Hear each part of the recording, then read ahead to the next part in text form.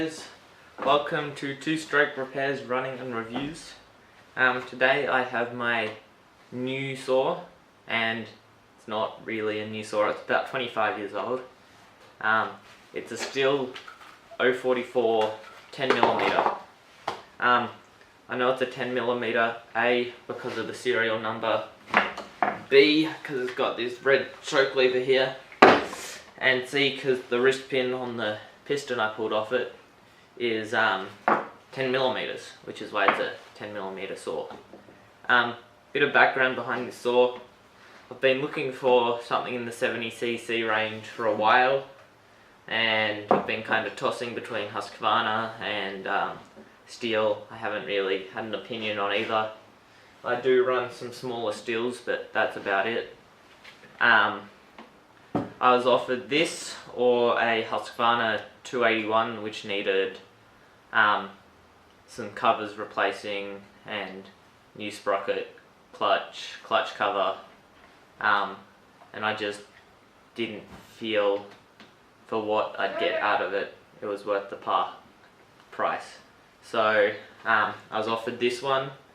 It's fully complete, it just needs rebuilding. The history behind this saw: the original owner bought it, he ran it for years, somehow burnt up the piston, so he did a DIY replacement job, so I've been told, and didn't clean the transfer ports properly and fried the new piston he put in it, so that's dead.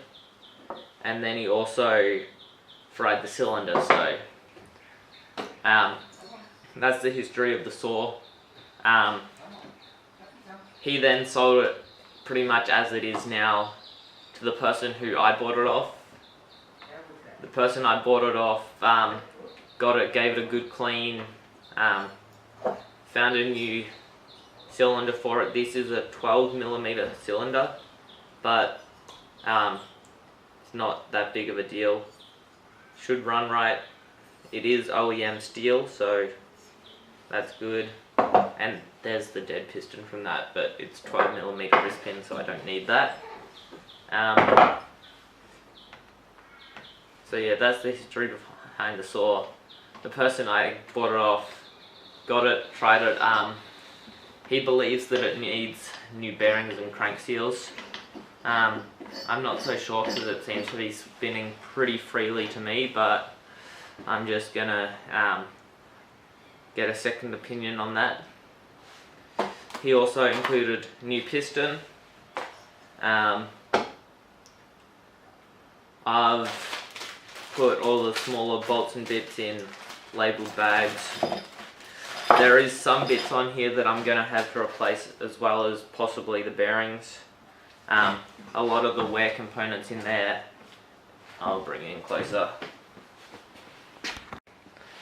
So yeah, here's the side cover. It's in okay shape. It was missing the chain catcher that attaches in on here, so that wasn't there. The wear plate cover that goes in here sits in on there. You can see it's worn away down the bottom there, and the bit of the crank's been chipped, but I don't think that's too big of a deal.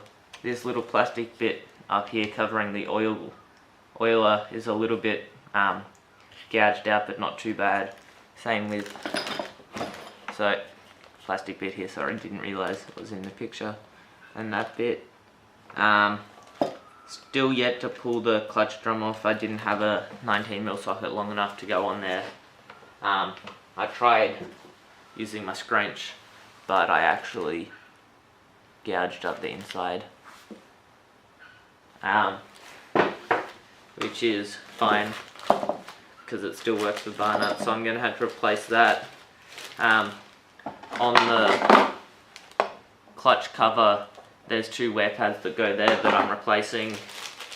A new chain catcher because it doesn't have one, and I'm gonna probably replace these dogs here with the double set that go on the crank clutch cover as well. The ring sprocket on it, and also the little bearing, needle nose bearing that goes with the clutch drum. That was dead. But for a saw its age, it's in pretty good condition. The plastic's not super yellowed out, not more than I'd expect. Handlebar's definitely been used, doesn't have much grip left on it. It was missing, also missing the little screw here that goes into the rewind cover.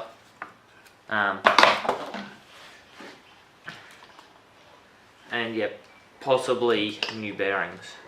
I'm hoping not, because that can get expensive, but who knows. A bit of a closer look at the back. The red choke lever, that's one of the biggest signs that it's a 10mm saw. I haven't pulled this flange cover and had a look at the carburetor, but I'm hoping it'll be nice and clean in there. Yeah.